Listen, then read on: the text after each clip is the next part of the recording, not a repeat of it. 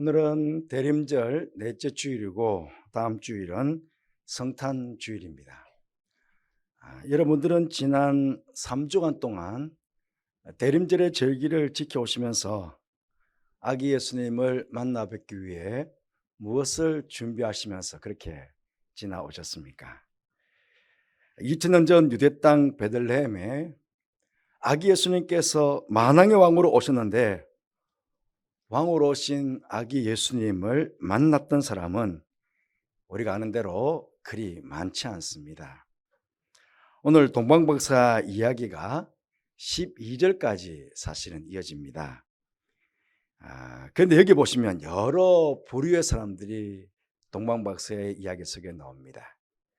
하지만 동방박사들 외에 헤롯 왕과 예루살렘 주민들도, 또 대제사장과 서기관들도, 베들레헴 사람들도 어느 누구도 예수님을 만나 뵙지 못했습니다.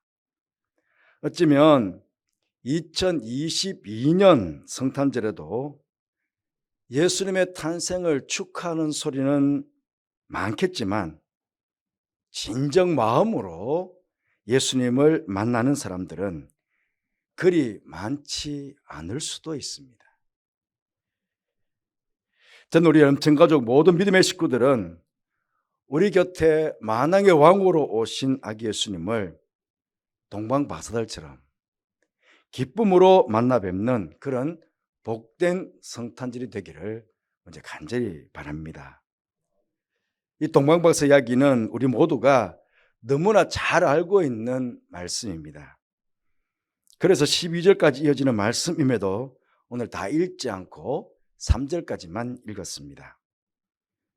우리가 이렇게 잘 알고 있는 이야기지만 그럼에도 오늘 다시 한번 이 동방박사들의 모습을 통해서 만왕의 왕으로 오신 예수님을 만나기 위해서 우리는 어떤 준비를 해야 할까 하는 생각을 우리 함께 해보려고 합니다.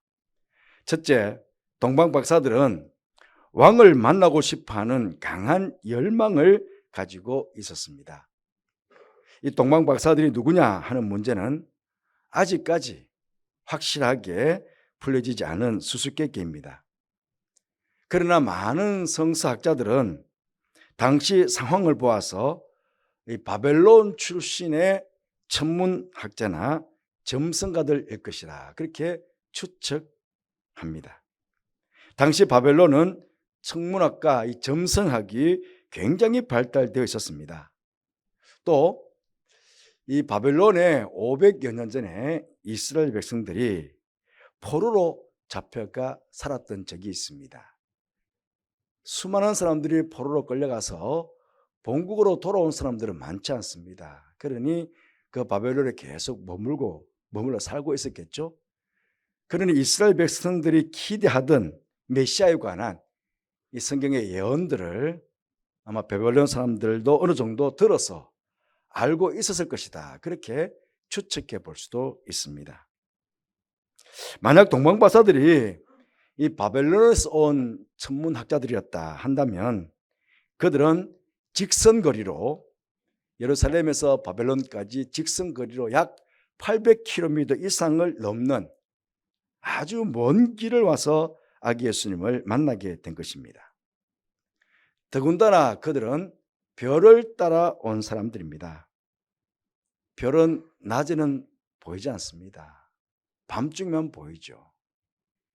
그러게 그들은 깜깜한 밤중에만 여행을 했다 하는 것도 알 수 있습니다. 그러니 그 먼 길을, 그것도 깜깜한 밤에 많은 고난과 위험을 무릅쓰고 왔을 것이라고 우리는 짐작해 볼 수 있습니다. 그러면 그들이 왜 그렇게 먼 길을 더군다나 깜깜한 밤에 고난과 위험까지 무릅쓰고 예루살렘까지 왔을까 하는 것입니다. 이유는 단 하나, 이 세상에 태어난 만왕의 왕을 만나고 싶은 강한 열망이 있었기 때문입니다.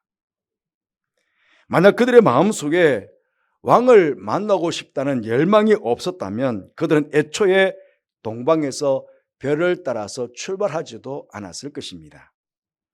왕을 만나고 싶다는 열망이 없었다면 도중에 어려움을 만났을 때 쉽게 포기하고 돌아가 버리고 말았을 것입니다. 하지만 그들의 마음을 사로잡고 있는 왕을 만나고 싶어하는 강한 열망이 그들로 하여금 유대 땅 베들레헴까지 이르게 하였던 것입니다. 여러분, 우리 성도들도 예수님을 향한 이런 열망이 있어야 됩니다. 예수님을 만나고 싶어하는 강한 열망이 있어야 됩니다. 우리에게도 이런 강한 열망이 있으면 왕이신 예수님을 만나 뵐 수 있습니다. 잠언 8장 17절 말씀에 나를 사랑하는 자들이 나의 사랑을 입으며 나를 간절히 찾는 자가 나를 만날 것이니라, 그렇게 말씀하셨습니다. 이 말씀처럼 우리가 예수님 만나기를 간절히 찾고 사모한다면 예수님께서 우리를 만나 주실 것입니다. 예수님께서. 누가복음 2장에 보시면 두 노인이 등장합니다. 여러분 아시는 대로 시므온과 안나입니다. 이 두 사람은 하나님께로부터 메시아를 만나게 될 것이라는 약속을 받고 간절하게 메시아를 기다렸던 사람들입니다. 그러자 그들은 예수님을 만난 기쁨과 함께 시므온 같은 경우에는 그 아기 예수님을 안아보는 그런 감격을 맛볼 수가 있었습니다. 바라옵기는 이 동방박사들처럼 시므온과 안나처럼 아기 예수님 만나기를 간절히 열망하시며 기다리시는 동안 이번 성탄절에는 우리 주님을 꼭 만나 뵙는, 주님 만난 기쁨이 여러분 가운데 충만해지는 그런 성탄절이 되기를 간절히 바라겠습니다. 둘째로 동방박사들은 어둠 속에 별을 따라 왔기에 아기 예수님을 만날 수 있었습니다. 동방박사들이 아기 예수님을 만나기까지 그들을 인도한 것은 오직 하나, 빛나는 별이었습니다. 동방박사들에게 예수님께서 계신 곳을 헤롯이 알려준 것 아닙니다. 대제사장이나 서기관들이 알려준 것도 아닙니다. 동방박사들은 오직 별을 따라 왔기 때문에 예수님께서 계신 곳까지 올 수 있었습니다. 여러분, 여기 어둠 속에서 빛나는 별의 인도를 받았다는 것, 이것이 우리에게 영적으로 큰 의미가 있습니다. 예수님 당시 이스라엘은 어두움 그 자체였습니다. 백성들은 로마 제국의 지배하에 있었기 때문에 억압과 착취 속에서 정치적으로나 사회적으로 희망은 보이지 않았고 오직 낭만과 절망 속에 살아갈 수밖에 없었습니다. 그렇다고 해서 종교가 희망이 되는 것도 아니었습니다. 어떻게 보면 종교적으로 더 부패하고 타락했었기 때문에 아마 그 어두움은 더욱 깊었을 것입니다. 그렇게 예수님의 탄생에 대한 예언해 보시면 이사야 9장 10절 말씀에 흑암에 행하던 백성이 큰 빛을 보고 사망의 그늘진 땅에 거주하던 자에게 빛이 비추도다, 그렇게 예언하신 것 아니겠습니까? 그 어둠의 시대에 동방박사들은 잠시의 실수로 헤롯 왕궁으로 들어가는 잘못을 범했습니다. 혹 헤롯으로부터 잘못된 인도를 받을 수도 있었습니다. 아마 그 순간 하나님의 특별한 도우심이 그들 가운데 있었을 것입니다. 헤롯이 일러주는 대로 베들레헴으로 가게 되었고 종국에는 별의 인도를 받아 무사히 예수님께서 계신 곳인 베들레헴 그 마공까지 와서 예수님을 만날 수 있었던 것입니다. 여러분, 지금의 시대도 여전히 이 땅은 어두움의 삶이 우리를 짓누르고 있습니다. 이 시대의 정치인들이나 경제인들이, 교육자들이나 철학자들이나 사상가들이 우리를 예수님께로 인도해 주는 것 아닙니다. 지금 이 성탄트리에 장식해 놓은 이 세상의 빛도 우리를 예수님께로 인도해 주는 것 아닙니다.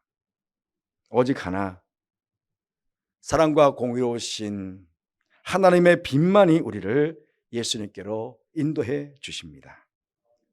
이 어둠의 시대에 빛이신 하나님을 바라보고 십자가의 빛, 의의 빛, 구원의 빛을 바라보고 이 빛을 따라간다면 이 빛은 우리를 아기 예수님께로 인도하게 될 것이고 그 아기 예수님을 만나뵐 수 있게 할 것입니다. 뿐만 아니라 이 빛이 우리의 삶의 현장에, 우리 가정 안에 비추어지면 우리 안에 있는 모든 어둠의 일들은 물러가게 될 것입니다. 지금 우리가 당면하고 있는 인생의 모든 문제, 그 모든 어둠의 문제들은 이 빛이 비춰지면 다 물러가게 되는 것입니다. 바로 이번 성탄절에 빛으로 오신 예수님,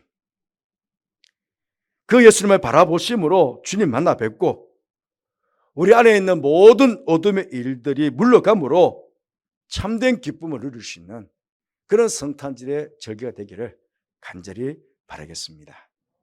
세 번째로 동방박사들은 왕을 만나기 위해 귀한 예물을 준비하였습니다. 11절 말씀 보시면 집에 들어가 아기와 그의 어머니 마리아가 함께 있는 것을 보고 엎드려 아기께 경배하고 보배 합을 열어 황금과 유황과 모략을 예물로 드리니라 그랬습니다. 아마 동방박사들은 긴 여행이 될 것으로 알고 여러 가지 많은 여행의 준비를 했을 것입니다.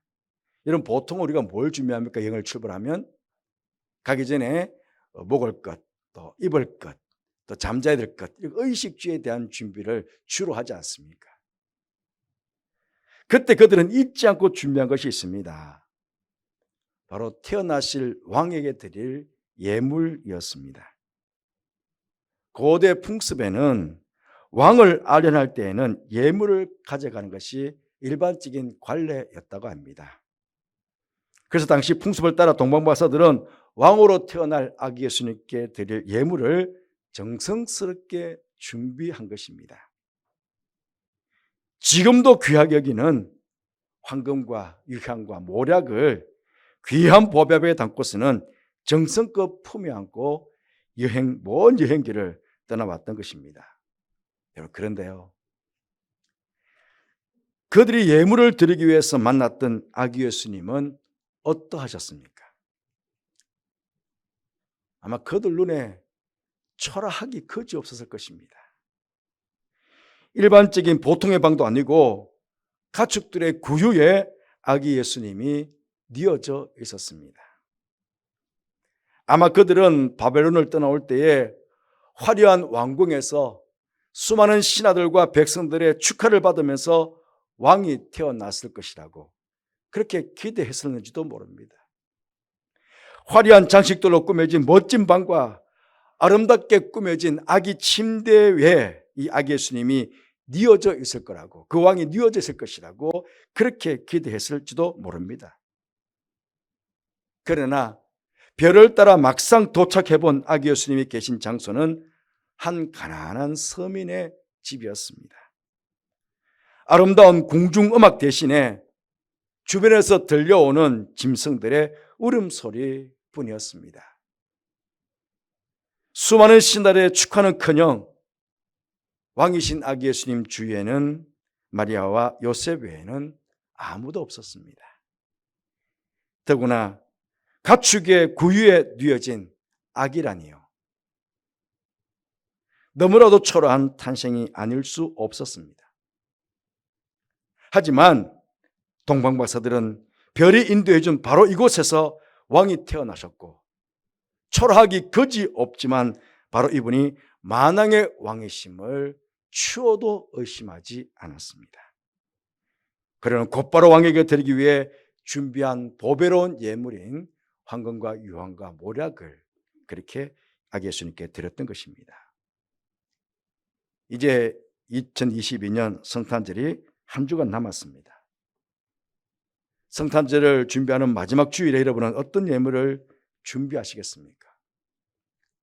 만왕의 왕으로 이 땅에 오셔서 우리의 모든 죄악을 사하시고 우리에게 영원한 생명을 선물로 주신 예수님께 정성을 다한 예물을 준비하여 드릴 수 있는 여러분들 되시기를 바랍니다. 여러분, 예물뿐이겠습니까? 우리의 깨끗한 몸과 마음도 드려야 되지 않겠습니까? 지난 우리가 거의 1년을 살아왔는데 아직도 여전히 죄악 가운데 우리의 마음과 우리의 몸이 때가 묻어 있다면 이것 회개함으로 깨끗이 씻어서 우리 주님을 배워야 되는데, 그렇잖아요. 우리 주님을 배워야 되는데 아니 구질구질한 때를 묻은 세상의 죄악된 몸 그대로 우리 주님 배울 수 있겠습니까? 예물뿐만 아니고 우리의 마음도 깨끗하고 우리의 몸도 깨끗하고 정결케 해서 그렇게 우리 주님 배워야 되지 않겠습니까? 나의 전부를 하나님께 드리겠습니다. 그런 마음으로 그렇게 우리 성탄절날 주님을 배울 수 있는 여러분들 되시기를 간절히 바라겠습니다.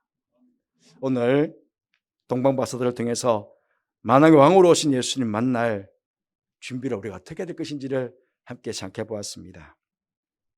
2000년 전 첫 번 성탄 때에 왕이신 아기 예수님을 기쁨으로 만나 뵈었던 동방박사들처럼 2022년 5월 성탄절에는 우리 모두가 왕을 만날 준비를 잘 하셔서 만왕의 왕으로 이 땅에 오신, 구세주로 이 땅에 오신 아기 예수님을 꼭 기쁨으로 만나 뵐 수 있는 여러분 모두가 되시기를 주님의 이름으로 축복합니다. 기도하겠습니다.